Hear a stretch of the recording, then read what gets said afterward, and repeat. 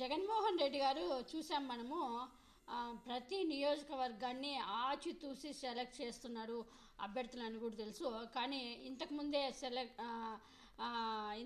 ప్రకటించిన అరకు నియోజకవర్గానికి సంబంధించిన అంటే అరకు ఎంపీ గొట్టేటి మాధవిని అరకు అసెంబ్లీకి సమన్వయ ఇన్ఛార్జిగా నియమించిన విషయం మనందరికీ తెలిసిన విషయమే. కానీ ఈరోజు మళ్ళీ జగన్మోహన్ రెడ్డి గారు అక్కడ నిరసనలు స్థానికంగా గొట్టేటి మాధవికి వ్యతిరేకంగా నిరసనలు రావడంతో ఇప్పుడు మాధవిని మార్చేసి ఆ స్థానంలో రాగం ముత్యులింగం అనే అతనికి ఇన్ఛార్జిగా ఇచ్చారు అరకు. అంటే జగన్మోహన్ రెడ్డి గారు వ్యూహాలు ఎలా ఉంటాయంటే అన్ని మొత్తమే ప్రతి అసెంబ్లీ గెలవాలనే ఉద్దేశంతోనే ఉంటారు. కాబట్టి ఎప్పుడైతే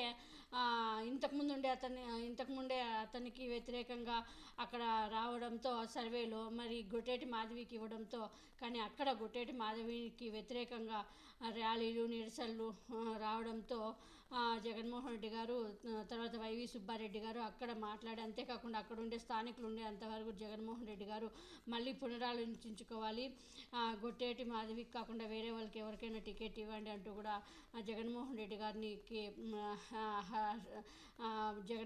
గారికి తెలపడంతో సుబ్బారెడ్డి గారు అక్కడుండే వైవి సుబ్బారెడ్డి గారు అక్కడ స్థానికంగా ఉండే వాళ్ళతో మాట్లాడి తర్వాత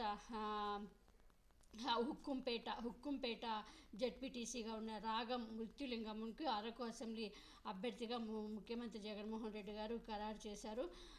అరకు సిట్టింగ్ ఎమ్మెల్యే శెట్టి పాల్గొన్న స్థానంలో అరకు ఎంపీ మాధవిని గొట్టేటి మాధవిని సమన్వయకర్తగా నియమించడంతో అక్కడ స్థానికులు కార్యకర్తలు ఆమె ఎక్కడికి వెళ్ళినా నిరసనలు దిగుతుండడంతో మాధవికి వ్యతిరేకంగా పాల్గొనకు అనుకూలంగా ప్లకార్డులు ప్రదర్శిస్తున్నారు వైసీపీ శ్రేణుల. ఈ నిరసనతో అలర్ట్ అయిన హైకమాండ్ తాజాగా గొట్టేటి మాధవిని తప్పించి అసెంబ్లీ అభ్యర్థిగా రాగం మృత్యులింగంను ప్రకటించింది.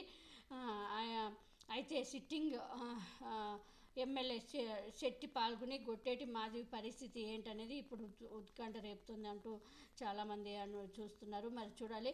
అంటే ఇప్పుడు మాధవి ఆల్రెడీ అరకు ఎంపీగా ఉంది, కానీ అరకు ఎంపీగా సుబ్బలక్ష్మిని ఇచ్చారు ఆల్రెడీ. మరి చూడాలి ఇప్పుడు ఈమె పరిస్థితి ఏంటి, అరకు ఎమ్మెల్యేగా ఉండే పరిస్థితి జగన్మోహన్ రెడ్డి గారు వీళ్ళకి ఎలాంటి హామీలు ఇస్తారు.